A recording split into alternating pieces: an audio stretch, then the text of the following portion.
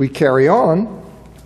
Now you recall that beginning at chapter 7, Paul turns his attention to matters that the Corinthians had raised in their letter to him. And in chapter 7, verses 1 to 7, he first rebukes the notion that was being spread by some that the truly spiritual course of action for Christians was to cease from sexual relations even within marriage. And Paul tells them that they must allow Christian husbands and wives to have each other sexually. Insisting on the contrary, that's not spiritual, but rather it plays into the enemy's hands by intensifying the temptation to sexual immorality. Then in chapter 7, verse 8, there, he tells the widowers and widows, as I see it, he tells the widowers and widows, those whose spouses had died, that it was good for them to remain unmarried. He doesn't mean that was necessary. He just means that it was good for them to do that. It was it was a good option. But he adds in verse 9 that it's not a good option for those who are not exercising self-control, for those who were succumbing to sexual temptation. Well, they needed to get married. And then that clause at the end of verse 9, for it is better to marry than to burn. Well, that could be a reference to burning in judgment. I mean, that's the way judgment is often portrayed, eternal condemnation as fire. But it probably means that those who are committing sexual sin, those who are being overtaken by their passion, that they should marry rather than be consumed by the desire that was leading them to sin. In other words, Paul is offering marriage as a proper alternative to those who are being consumed by sexual passion. He's offering that. David Garland says in his commentary, what is distinctive about Paul's use of the metaphor, this burning, he says, is his conviction that romantic passion necessitated marriage. Others in the ancient world did not think that burning required marriage. Overpowering sexual desire only necessitated having sex, not marriage. You see, but in the Christian worldview, disciples of Christ, that there is no sex outside of marriage. And that's why he says that as he does. And then in verses 10 and 11, he says, now to the married I command, not I but the Lord, the wife not to separate from her husband, but if she does indeed separate, let her remain unmarried or be reconciled to the husband, and the husband not to divorce his wife. Now, as a variation on the idea that participation in the new age of the Spirit, participation in the kingdom of God, being like angels, as a variation on the theme that justified abstaining from sex within marriage, right? You apparently have people who are saying, no, the spiritual way for Christians to be is not even to have sex within marriage. Well, a take on that, some in Corinth are apparently contending that also justified dissolving marriages altogether. Look, in the new age of the Spirit, just as having sex within marriage is not something that you should be doing, marriage itself is passé. We've transcended marriage. Marriage itself is obsolete for Christians in this new age of the Spirit. And Paul here addresses the situation in which both partners are Christians. That's where he starts. A Christian married to a Christian, as Gordon Fee says in his commentary. In speaking to the married, Paul is presupposing in this first instance that both partners are believers. So he starts off with the marriage of believers. He says this is made certain that he's talking first to believers by what follows next, 12 to 16, where in a way that balances with the present set, he addresses the rest, whom the context defines as believers married to unbelievers. Okay, so he starts off to the married, dealing with two believers who are married, and then he deals with the rest of the married, being a believer married to an unbeliever. So here he's talking about marriage between Christians, and he commands on the basis of what Jesus said during his earthly ministry. So he commands on the basis of what Jesus said during his earthly ministry when he says, "Not I, but the Lord," that a Christian wife must not divorce her Christian husband, and a Christian husband must not divorce his Christian wife. Now, the word separate that he uses in talking to the wife, that word that he uses there, it is used in Greek literature at the time. It's used in Greek literature and in legal documents as a technical term for divorce. So sometimes people want to act like, well, no, here for the wife he's only talking about separating. Whereas for the husband he's talking about, no, they're the same. They're synonyms. He's talking about divorcing there, and you can see that that's how it's being used, because the effect of that separation was to render the parties unmarried. It dissolved the marriage. So that's what he's talking about here. It's parallel. The wife not to divorce the husband. The Christian husband is not to divorce the wife. And you see that it has that same meaning of divorce in chapter 7, verse 15, as we'll see. David Garland, he says, in the context of Greco-Roman practice, the verb means to divorce and is synonymous with the verb aphienai in 7:11b, which Paul uses to command the husband not to send away the wife. So here he is, he's saying, listen, in this marriage of two Christians, wife not to divorce the husband, husband not to divorce the wife. And you, of course, can find the Lord's teaching on divorce in Matthew 5, 31 to 32, in Matthew 19, 3 to 9, Mark chapter 10, verses 2 to 12, and Luke chapter 16, verse 18. Now, the only exception that the Lord gives for this no divorce rule is recorded in Matthew 5 and in Matthew chapter 19. And there we see that porneia, unlawful sexual relations, sexual infidelity on the part of one spouse, well, that then permits the other spouse to divorce. And I suspect that Paul doesn't bring that up. Why doesn't Paul mention the exception? Because Paul is not here writing a treatise on divorce. He's responding to a particular issue, and the issue doesn't involve wanting to divorce for sexual immorality. The issue involves these people who think it is now spiritual, that in the new age of the Spirit, we have transcended marriage and made marriage obsolete, so they're wanting to divorce for some misguided spiritual reason. So the exception for sexual immorality is irrelevant. That's why I think he doesn't bring it in at this point.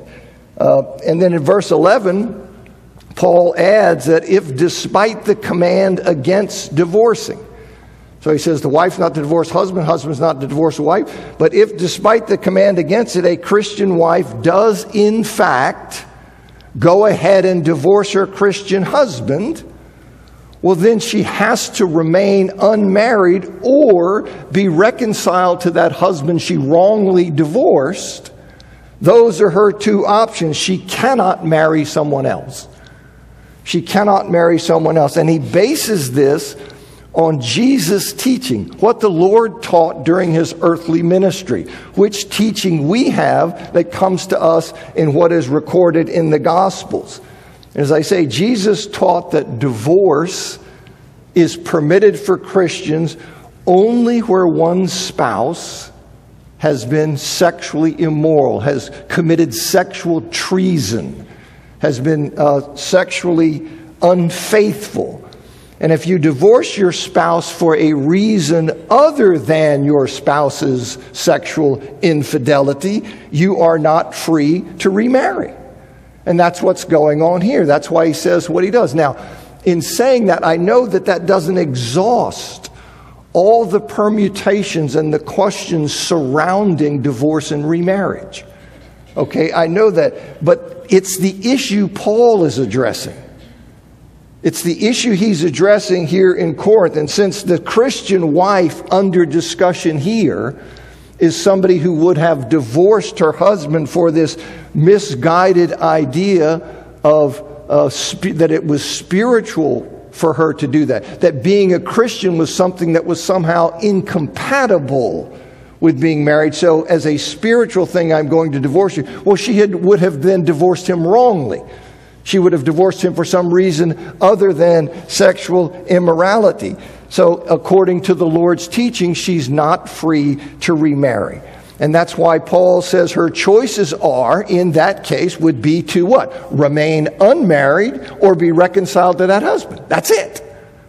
Okay? If you're wrongly divorced, those were your two options. Now, if she does remarry, okay? He says, listen, you're not to divorce.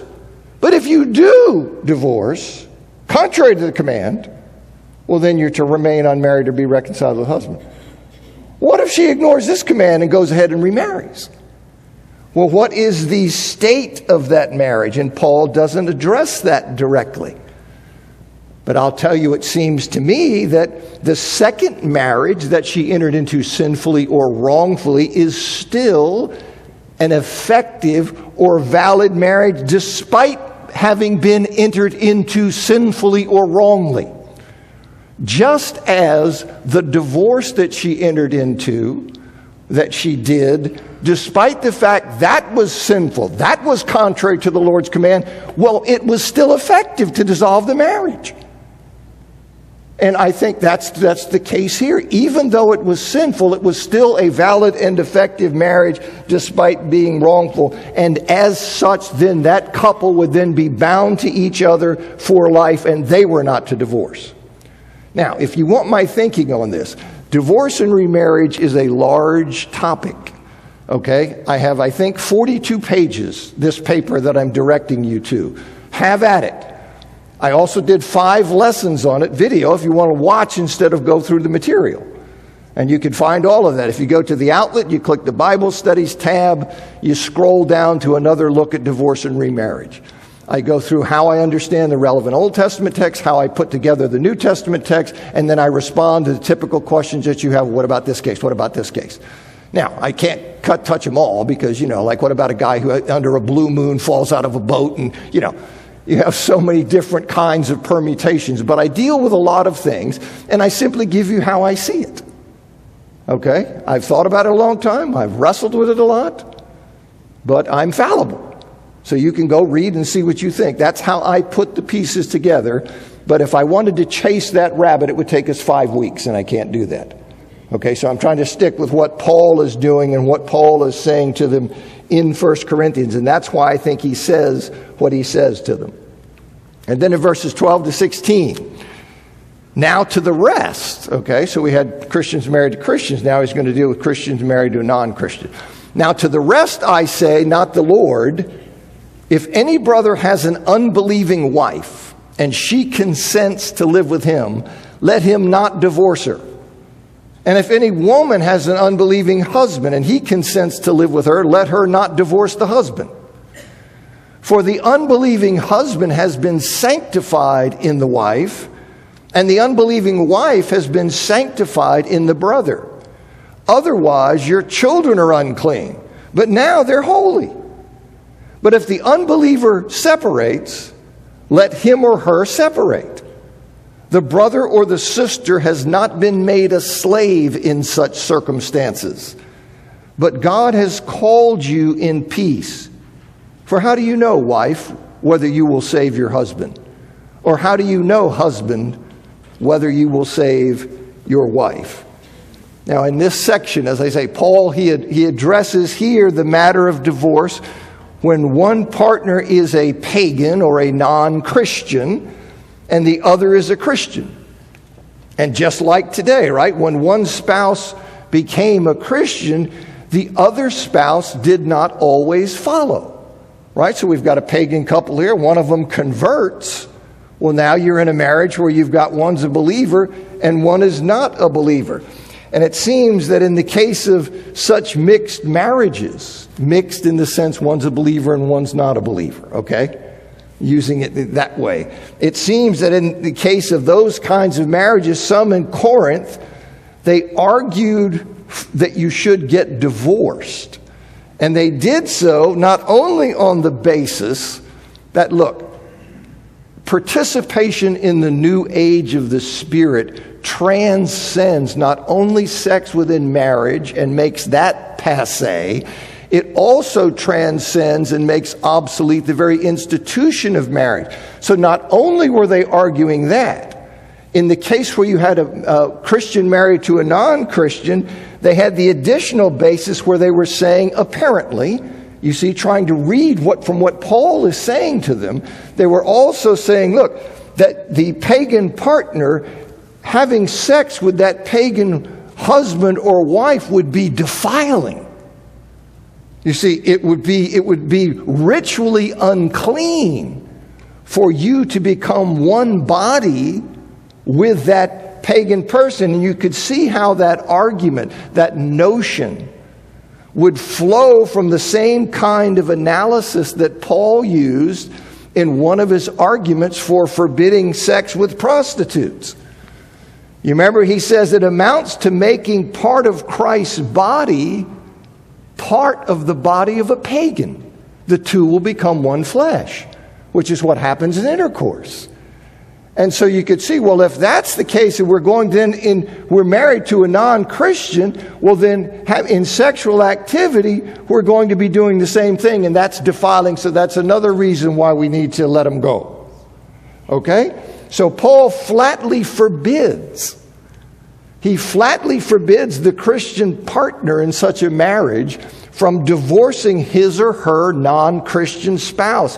If the non-Christian spouse is willing to live as a husband or as a wife with the Christian must not initiate the divorce. So what they were being sold, what they were being told, that the spiritual course is if you're married to a non-Christian, you need to bail. Paul says ixnay on that. Okay? That's simply false. Now when Paul says that he says this, right? Now to the rest, I say, not the Lord. When Paul says that, he doesn't mean that his words are not Spirit-inspired or that his words are not authoritative. He speaks as one who is to be trusted, says in verse 25, because he has the Spirit of God. He says in verse 40, he simply means that Christ did not have occasion during his earthly ministry, see, in his teaching that has been preserved in the church and to us in the Gospels, he didn't have occasion there to address mixed marriages, to address marriages between covenant people and people who were not in the covenant, believers and unbelievers. He's not saying that, listen, you don't have to pay attention to what I'm saying. This is what Craig Blomberg says in his commentary. Too often, readers have inappropriately questioned the authority of Paul's instructions in verses 12 to 16 on the grounds that these are merely Paul's fallible, spur-of-the-moment opinions. Nothing in Scripture is like that.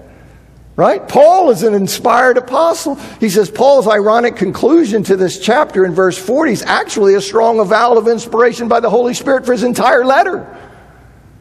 Yes, Paul is Spirit-filled, Spirit-moved.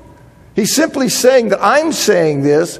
It's not something the Lord taught on during his earthly ministry, and I think that's important. And he rejects the argument. He rejects the argument that the non-Christian spouse defiles the Christian in the act of intercourse, that they're taking part of Christ's body and uniting with the body, that somehow that's defiling. You see, and he rejects that argument that by declaring on the contrary, the unbeliever is sanctified in his or her marriage relationship with the believer. So the effect of the marriage, but when you have a believer and an unbeliever, the fact they are married means that the believer sanctifies the unbeliever for purposes of sexual relations so that there is no defilement. So he shoots that down and says that's not true. Now that doesn't mean that they are saved, right?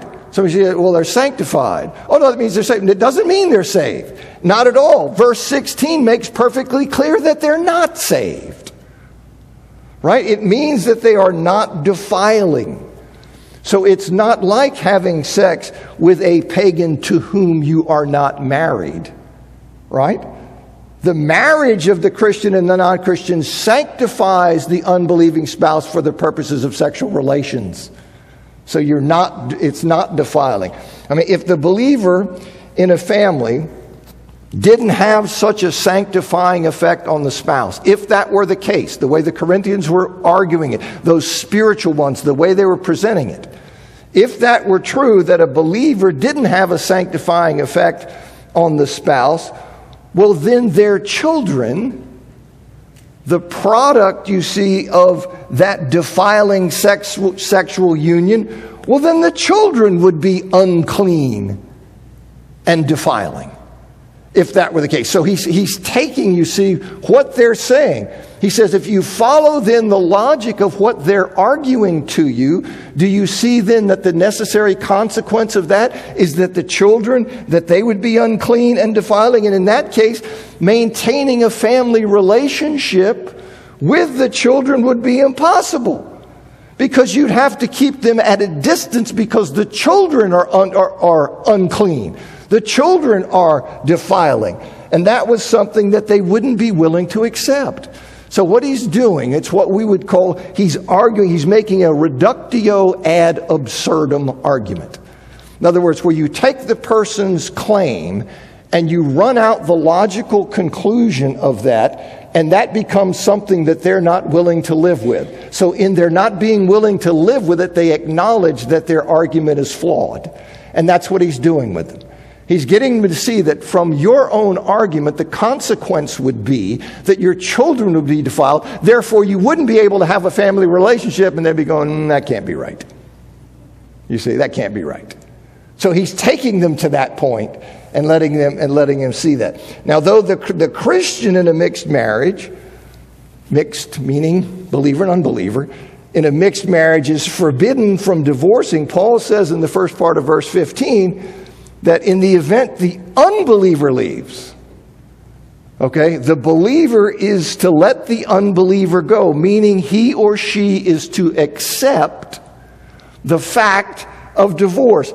The believer in that case has not been made a slave in those circumstances, as Paul says in the second part of verse 15, in that the believer is not thereby, by virtue of the unbelieving spouse divorcing him or her, the believer is not put under an obligation then either to prevent the divorce or to restore the marriage.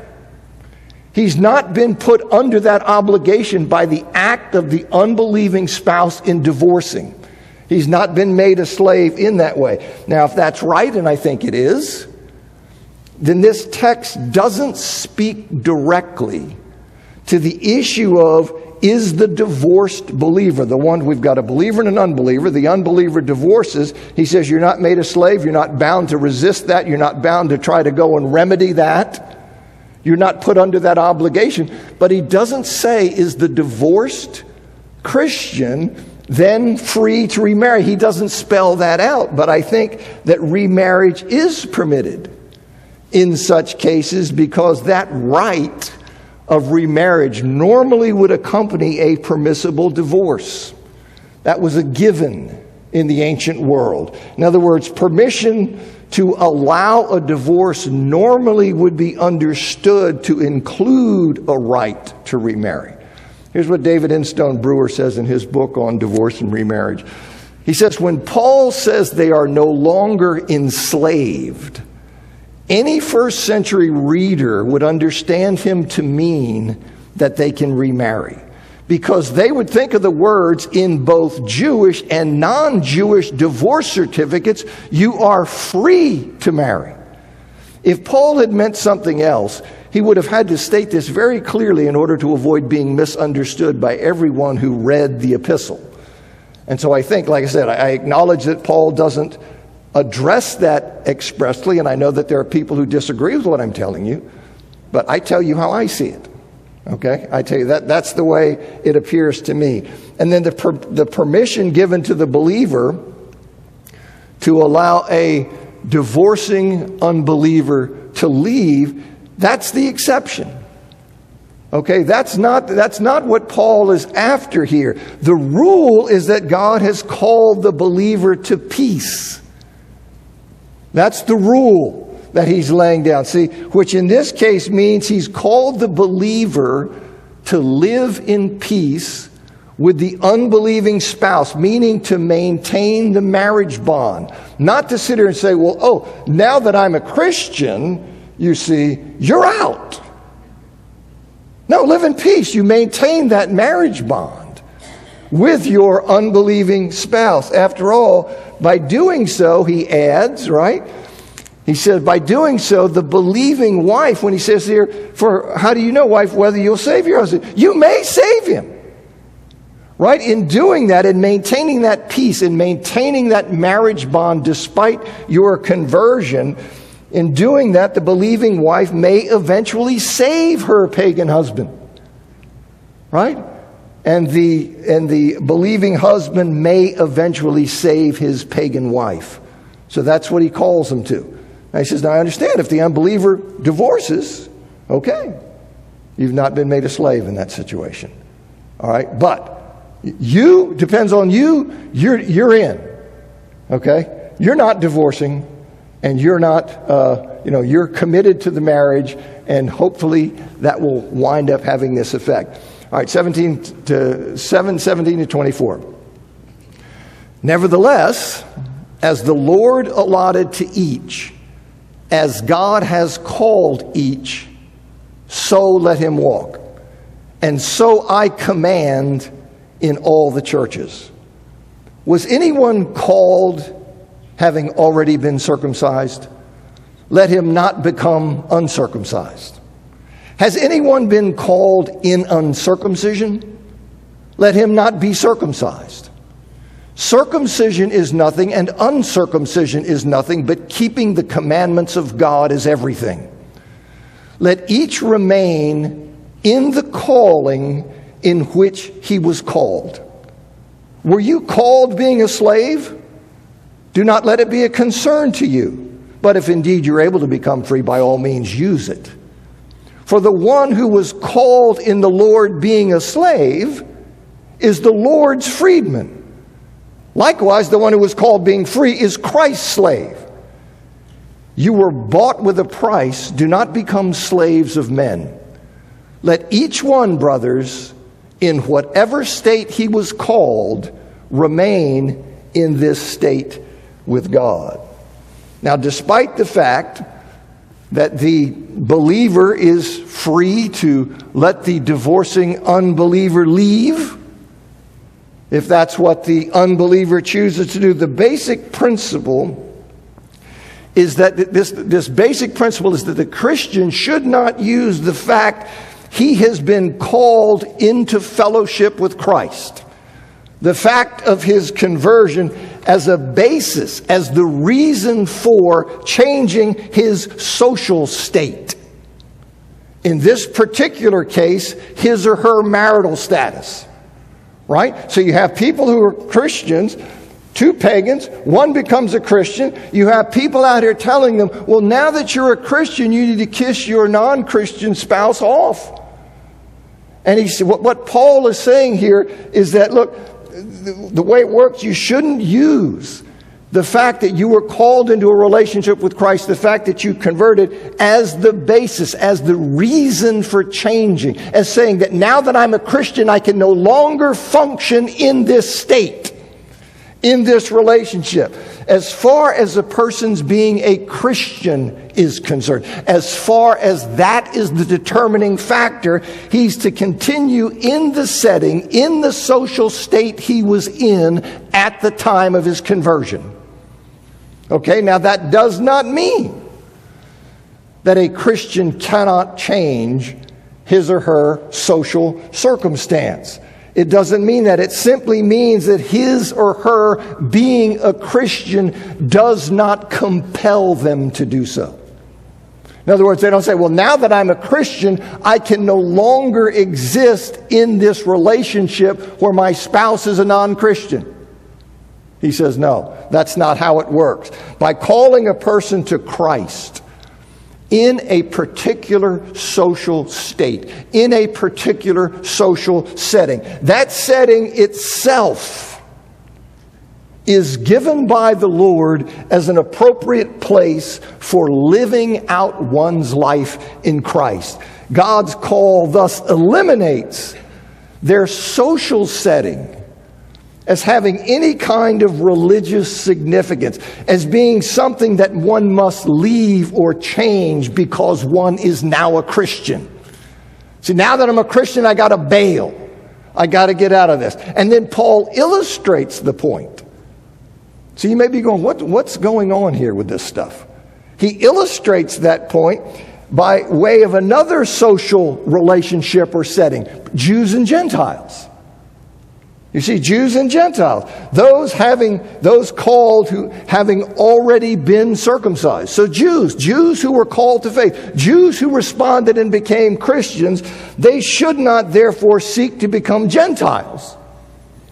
You see, because here's a Jew who becomes a Christian. He says, oh, now I can no longer serve God in this circumcised state.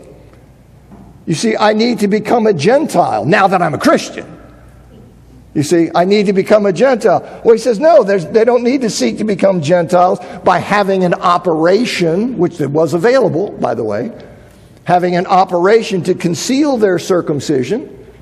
That's not the case. And those who were called to Christ, being uncircumcised, Gentiles, should not therefore seek to become Jews by being circumcised. So I'm a Gentile. Well, now that I've converted, I can no longer serve Christ as a Gentile. I have to become a Jew.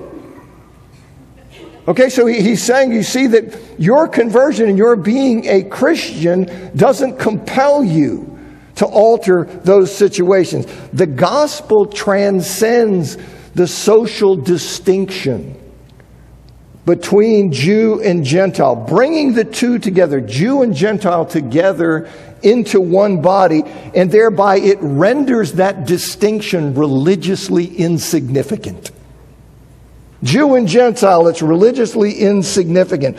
Being a Jew or a Gentile makes no difference to God spiritually. So whatever one was, when one was called to Christ, there's no need to change because you've been called to Christ. Right? So that's what Paul's saying. And he intends for the Corinthians to transfer that principle that he's just given them to their desire to divorce for religious reasons. He wants them to apply that to their desire to divorce for religious reasons. Just like circumcision and uncircumcision are nothing, in the sense that being a Christian does not demand that one change from one to the other. Well, being married and not being married are nothing in the sense that being a Christian does not demand a change from one to the other. And so that's what he's driving at. Now, what matters isn't one's social state. He sits here and he says, but the keeping of the commandments of God is everything. What matters is not one's social state, but the authenticity of one's faith expressed in keeping the ethical imperatives of the Christian faith.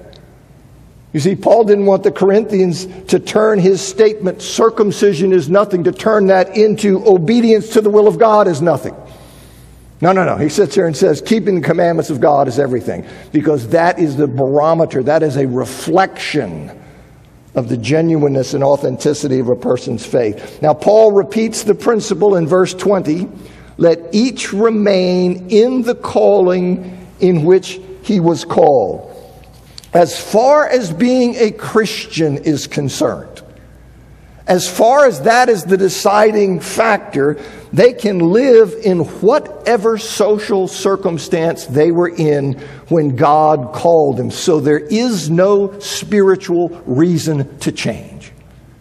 You can't lay that off on becoming a Christian if you want to kiss your spouse off. Okay, that's what he's telling them. And then Paul uses slavery for his second supporting illustration. If one was converted as a slave, that's not to be a source of concern because one's status as a slave is not religiously significant. You could see a slave, and there were many, becomes a Christian. He says, I can't serve Christ as a slave. I can't do it. You could see that happening. Neither slavery nor freedom, see, counts for anything to the one who's called into fellowship with Christ. So the slave should not consider his status a matter of importance because he has become the Lord's freedman. He shouldn't consider that important. Likewise, the converted free person shouldn't consider his status a matter of importance because he's become Christ's slave. You see, so you shouldn't look at it that way. Now, the fact that Paul parenthetically notes, he notes that he says, look, if the converted slave is able to become free, well, then he should take advantage of that opportunity. Well, that makes clear that his point throughout has not been that Christians must stay where they are, that they must stay in the social condition where they are, but that their social condition is not a matter of religious concern. If you're a Christian slave and you have an opportunity to get free, by all means take it. And there'll be a lot of reasons for doing so. But he's simply saying there's no inherent incompatibility between being a Christian and being a slave, such that you're being a slave while a Christian shouldn't drive you crazy and be a source of anxiety. I can't serve God like this. No, you can. You were a slave when you were called. And you can serve him in that situation. So see, if the slave can get free, he should do so, but not, you see, because he's a Christian, not for religious reasons.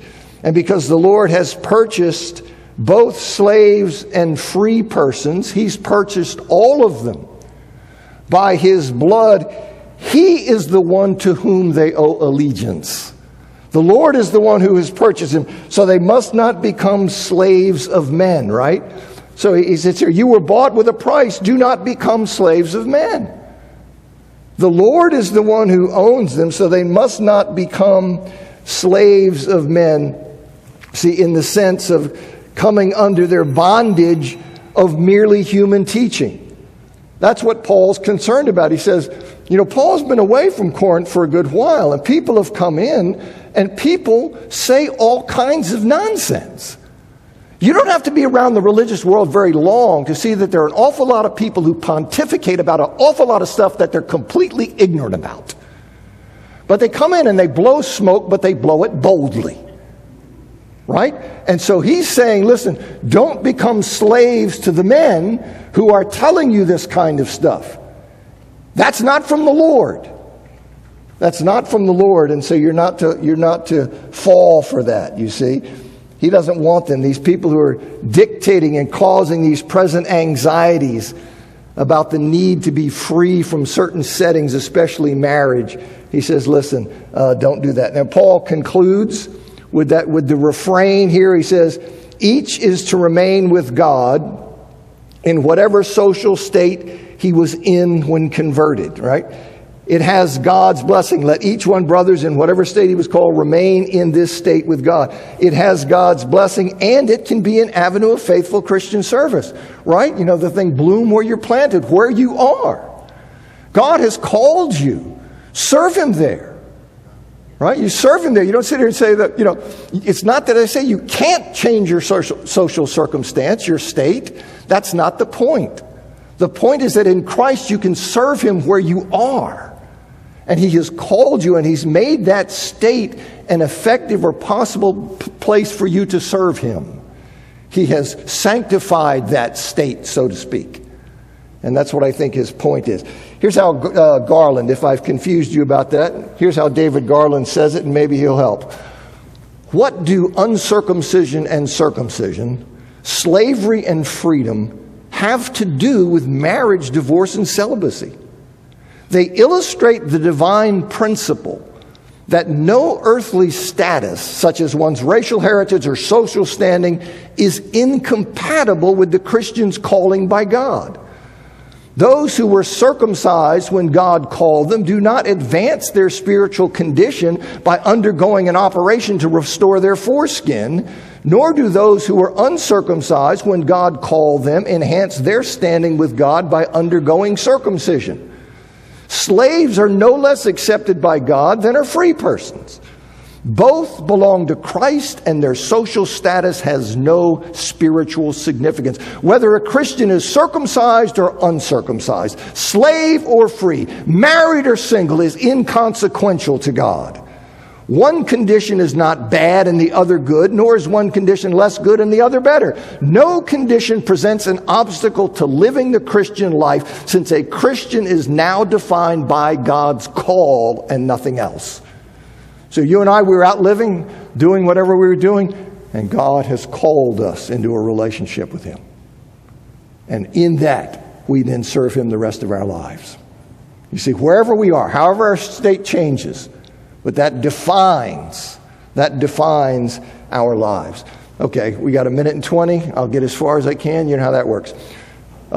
25 to 28. Now about the virgins. I do not have a commandment of the Lord, but I give a judgment as one having been given mercy by the Lord to be faithful. Therefore, I consider this to be good because of the present distress.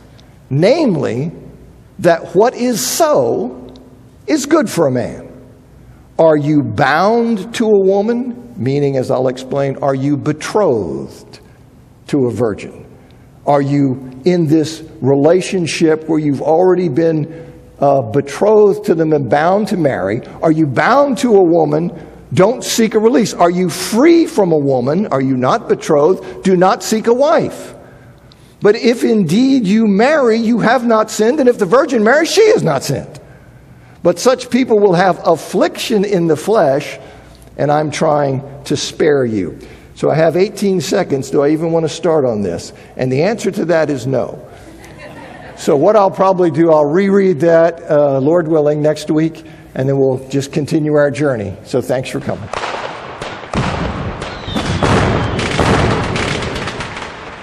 I'm clicking that next slide, and it doesn't want to cooperate. There, we jumped by. There we go.